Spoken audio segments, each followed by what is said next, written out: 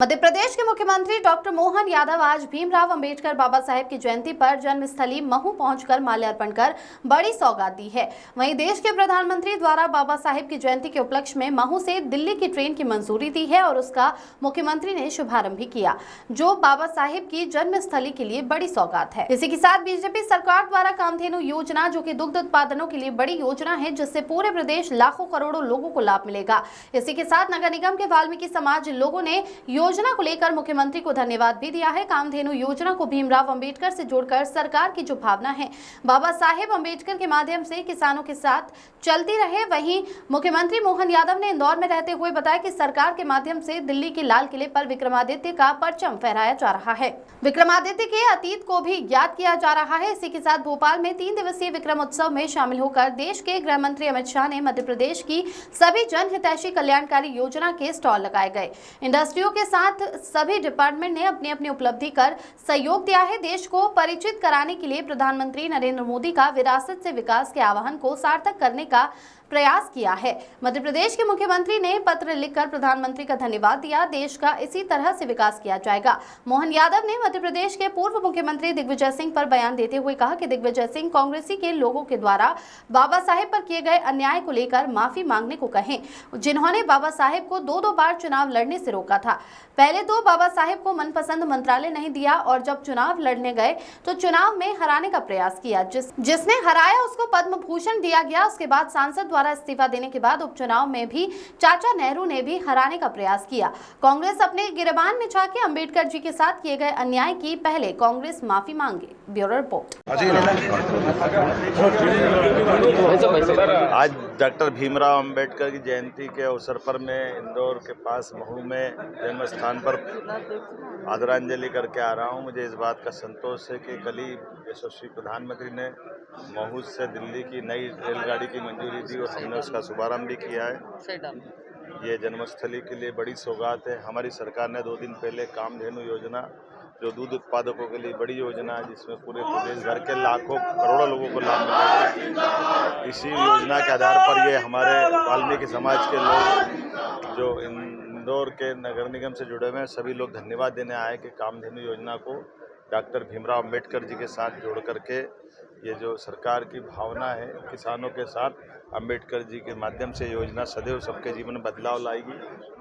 मुझे कल बीते दिन घटने की जानकारी मिली कि कुछ लोगों ने शराब पी करके हमारे जैन मुनियों के साथ दुर्व्यवहार किया था, गलत व्यवहार किया था। हमने तुरंत पुलिस की टीम बनाई और सभी लोगों को पकड़ा है और सरकार ऐसी किसी घटना को बर्दाश्त नहीं करेगी। ये कठोर संदेश भी मैंने दिया है और कठोर से कठोर कार्रवाई होकर के उनको दंडित किया जाएगा। आज मैं जब यहाँ अपनी बात कर रहा हूँ तो मुझे इस बात का संतोष है कि सरकार के माध्यम से विक्रमादित्य का परचम पूरे देश और दुनिया में लाल किले से फहरा रहा है। आज यशस्वी गृह मंत्री जी हमारे इस 12, 13, 14 3 दिन चलने वाले इस विक्रमोत्सव के आयोजन में सभी शामिल होंगे, जहां विक्रमादित्य के उस गौरवशाली अतीत को भी हम याद कर रहे हैं। मध्य प्रदेश सरकार के सभी जनहितैषी कल्याणकारी योजनाओं के भी स्टॉल लगे हैं। हमारे इंडस्ट्रियों से लगाकर सभी डिपार्टमेंट ने अपनी अपनी उपलब्धियों के साथ देश को परिचित कराने के लिए यशस्वी प्रधानमंत्री का विरासत से विकास की ओर का जो आह्वान है, उसको सार्थक करने का बड़ा कार्यक्रम हाथ में लिया है।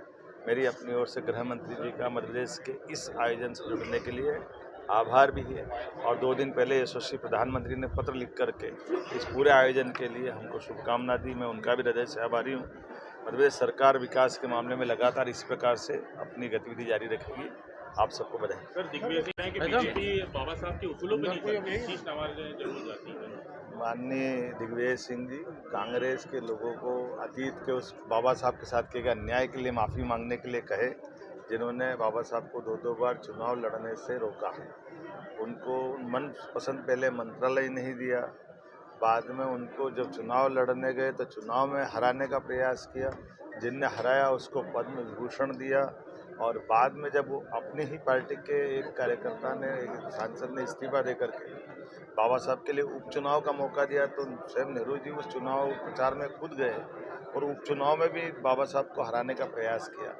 तो मैं माननीय पूर्व मुख्यमंत्री से निवेदन करूंगा, कांग्रेस अपने गिरेबान में झांके, अंबेडकर जी के साथ किए गए अन्याय की पहले क्षमा मांगे, हमारे लिए तो राष्ट्रीय स्वयंसेवक संघ ने तो सदैव बाबा साहब को इतना स्थान दिया कि जन्म स्थान बनाने में हम स्वयंसेवकों का योगदान है।